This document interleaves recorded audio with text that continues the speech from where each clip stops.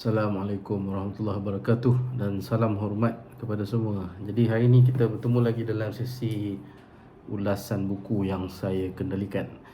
Jadi pada hari ini saya nak memperkenalkan kepada penonton sekalian iaitu sebuah buku yang agak menarik untuk kita baca dan kita boleh belajar banyak perkara daripada buku ini.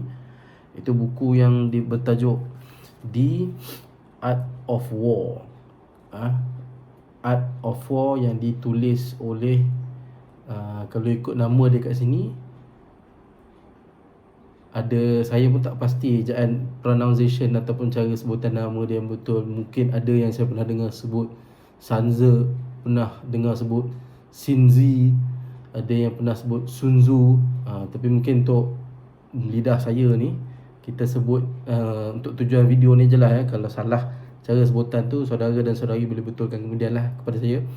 Sun Tzu, Art of War.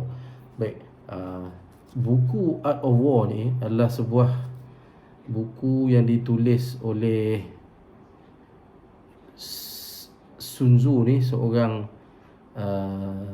general, seorang pemikir dan juga ahli falsafah Cina yang pernah hidup di zaman kerajaan Wu di China.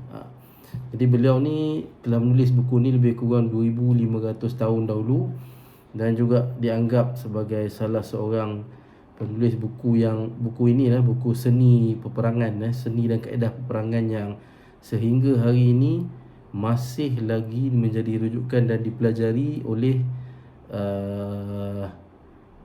tentera, masih lagi digunakan oleh ahli-ahli perniagaan berdasarkan apa yang ditulis dalam buku ni.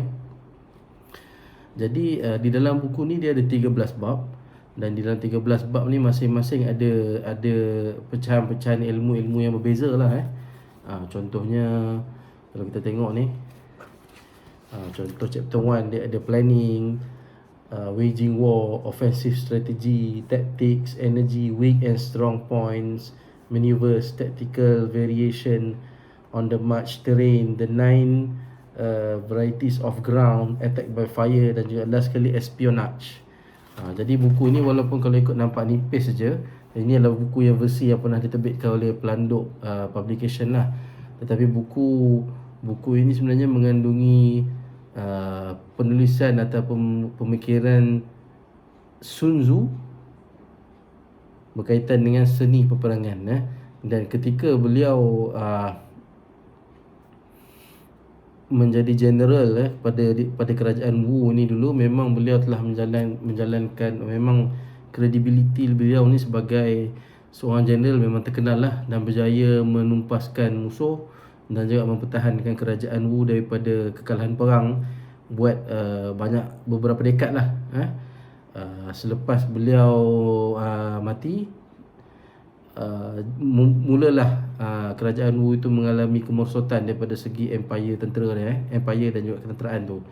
Cuma apa yang penting dalam buku ni adalah buku ni relevansinya ataupun signifikannya buku ni pada dunia kita pada hari ni bukan semata-mata untuk kita guna pelajari untuk kita berperang. Memang kandungan buku ini memang sesuai untuk peperangan sebenar, masih lagi relevan untuk peperangan sebenar, sebab dia mengandungi ilmu dan juga dia macam manual lah, lebih kurang macam manual tentang bagaimana kita nak berperang. Kita kena mengetahui kekuatan kita, kekuatan musuh, bentuk muka bumi, strategi peperangan. Semua ni memang sangat relevan dan sebagaimana kita boleh anggap sebagai benda-benda yang teras, fundamental kalau kita pergi berperang lah pada hari ni.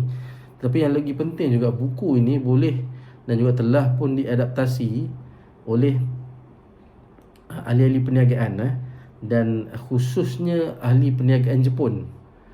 Kita pun pelik kenapa Sun Tzu ni, buku dia ni lebih diadaptasi, lebih diguna pakai oleh eksekutif bisnes Jepun satu ketika dahulu. Kalau ditulis dalam buku ni, ada ditulis sikit, dia katakan orang Cina sendiri pun tak guna sangat buku ni, tetapi lebih banyak digunakan oleh orang Jepun. Ada ahli perniagaan. Memang buku ni boleh diadaptasi, dia punya uh, strategi perancangan apa semua boleh digunakan di dalam dunia perniagaan, khususnya bila kita nak menghadapi persaingan peperangan bisnes. Memang ada salah satu bacaan yang penting lah kepada komuniti eksekutif Jepun ni, untuk dia mengetahui strategi-strategi orang sebagaimana yang ditulis oleh Sun Tzu. Saya pun tak tahu cara sebutan yang paling betul tu macam mana, tapi saya sebut Sun Tzu lah. Pernah juga dengar dulu orang sebut Sun Tzu. Ni ada saya tengok dalam Google, ada pula yang sebut tentang Sinzi pun ada. Saya pun tak tahu lah, wallahualam. Siapa yang tahu cara sebutan yang betul tu bolehlah mengajarkan saya nanti kalau ada kesempatan. Jadi buku ini saya tegaskan sekali lagi ialah satu buku yang penting. Mungkin kita boleh katakan satu buku yang penting berkaitan dengan dunia peperangan, alam peperangan, mengetahui seni dan juga ilmu peperangan. Dan dia ada 13 chapter yang setiap satu chapter tu dia menjawab isu-isu yang berbeza yang berkaitan dengan peperangan. Dan buku ini juga masih bertahan sehingga hari ini kerana ilmu dan juga seni peperangan yang diajarkan di dalam buku ini diadaptasi untuk digunakan dalam dunia perniagaan. Jadi siapa yang berminat bolehlah dapatkan buku ini, bacalah buku ini untuk kita ambil ilmu pengetahuan tu untuk kita gunakan dalam kehidupan kita. Jadi sekian sajalah ulasan buku ringkas pada hari ini. InsyaAllah kita akan jumpa pada sesi lain. Terima kasih.